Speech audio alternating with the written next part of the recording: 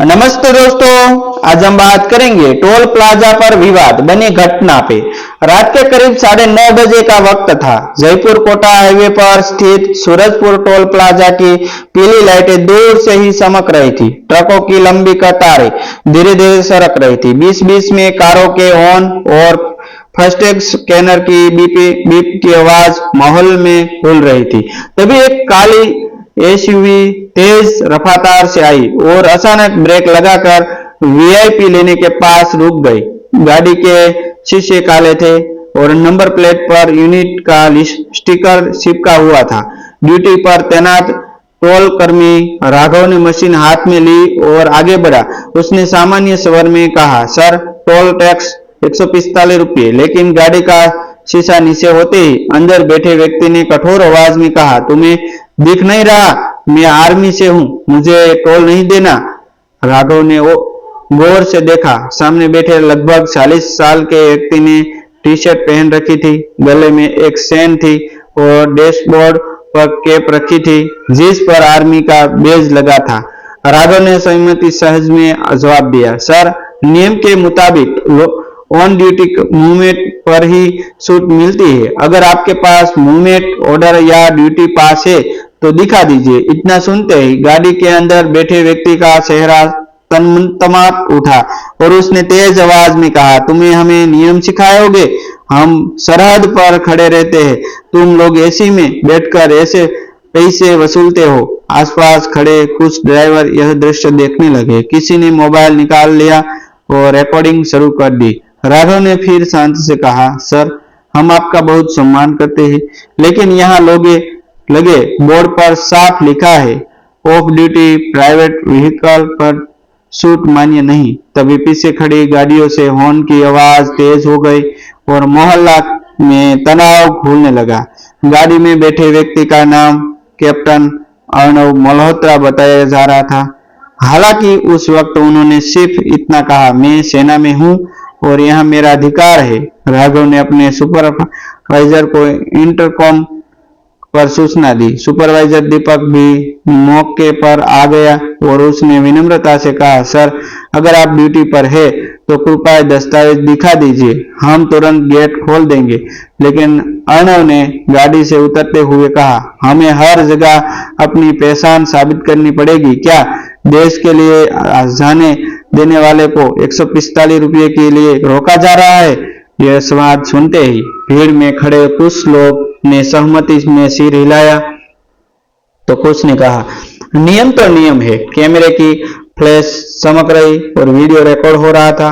राघव के चेहरे पर घबराहट साफ दिख रही थी, लेकिन उसने फिर भी स्वयं नहीं छोड़ा और कहा, सर, हमें रोज सख्त निर्देश दिया गया जाता है कि नियम से हटकर कोई छूट नहीं दी जाएगी।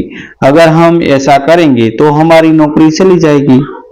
इस अर्णव ने तीखे स्वर में कहा, तुम्हारी नौकरी हमारी वजह से सुरक्षित है।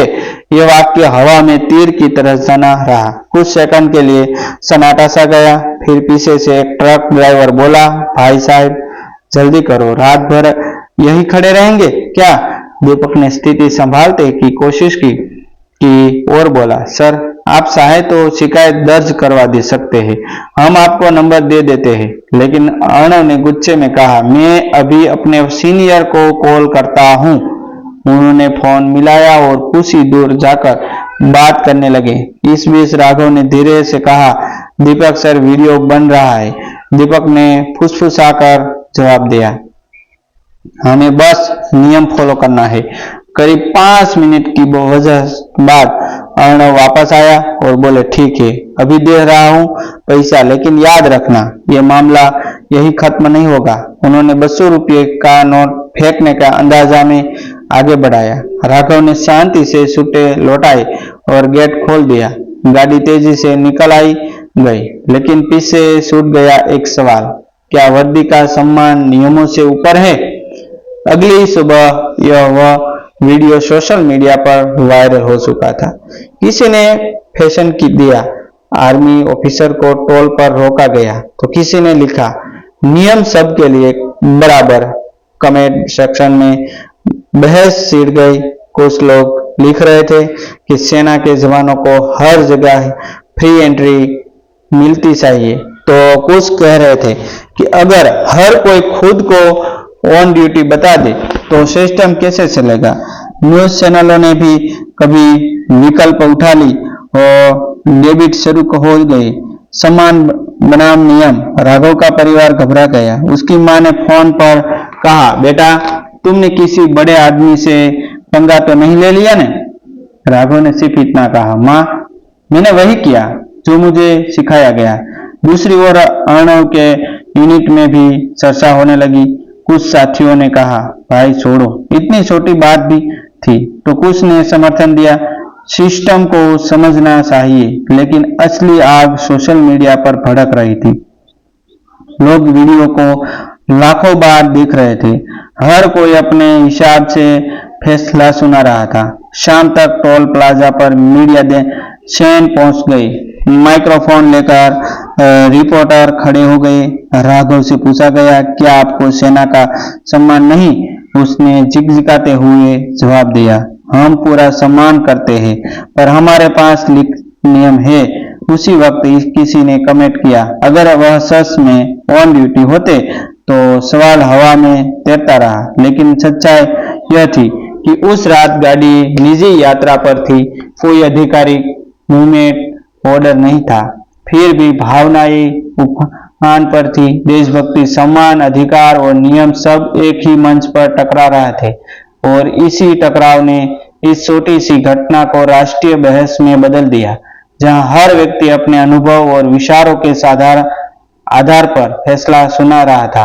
पर असली कहानी अभी अधूरी थी, क्योंकि इस टकराव के पीछे छिपे थे कुछ ऐसे तथ्य और भावनाएं जो कैमरे में कैद नहीं हो पाई थी, और जिनका खुलासा आगे होने वाला था। वीडियो वायरल होने के अगले ही दिन सूरजपुर टोल प्लाजा के बाहर माहौल बदल हुआ था। जहां पहले सिर्फ ट्रकों की लाइन और फास्टैग की बीप बीप सुनाई देती थी, वही अब कैमरा की फ्लैश, रिपोर्टर की तेज आवाज और बहस करती भीड़ का शोर गूंज रहा था। राघव को कंपनी के हेड ऑफिसर से कॉल आया और उसे अस्थायी रूप से अंदर के केबिन में बैठा दिया गया ताकि वह मीडिया से दूर रहे। दूसरी तरफ कैप्टन अर्णव मल्होत्रा के यूनिट हेडक्वार्टर में भी यह मामला पहुंच चुका था। उनके वरिष्ठ अधिकारी कर्नल समीर चौहान ने उन्हें तलब किया और शांत लेकिन गंभीर स्वर में पूछा, अर्णव, क्या आप उस समय आधिकारिक ड्यूटी पर थे? कुछ पल के मौन के बाद अर्णव ने स्वीकार किया कि वे परिवार से मिलने निजी यात्रा पर जा रहे थे और कोई मूवमेंट ऑर्डर जारी नहीं था। कर्नल ने गहरी सांस लेते हुए कहा, वर्दी सम्मान दिलाती है, लेकिन नियमों से ऊपर नहीं करते हम उदाहरण बनना चाहिए। यह शब्द अर्णव के भीतर कहीं सूख गया। इधर सोशल मीडिया पर दो खेम बन चुके थे। एक कह रहा था कि सेना के जवानों को हर जगह छूट मिलती चाहिए क्योंकि वे देश के लिए सब कुछ गांव पर लगते थे। दूसरा कह रहा था कि अगर कानून सबके लिए खराब नहीं होगा तो व्यवस्था बिखर जाएगी। इसी वहम के बीच एक नया एंगल सामने आया। अब टोल कंपनी ने आधिकारिक बयान जारी किया कि राष्ट्रीय राजमार्ग प्राधिकरण के स्पष्ट दिशा निर्देश के अनुसार केवल ऑन ड्यूटी सैन्य वाहनों की छुट्टी मिलती है, निजी यात्रा पर नहीं। और अगर कोई कर्मचारी नियम तोड़ता है तो उस पर जुर्माना और नौकरी से निकालते जाने की तक कार्यवाही हो सकती है।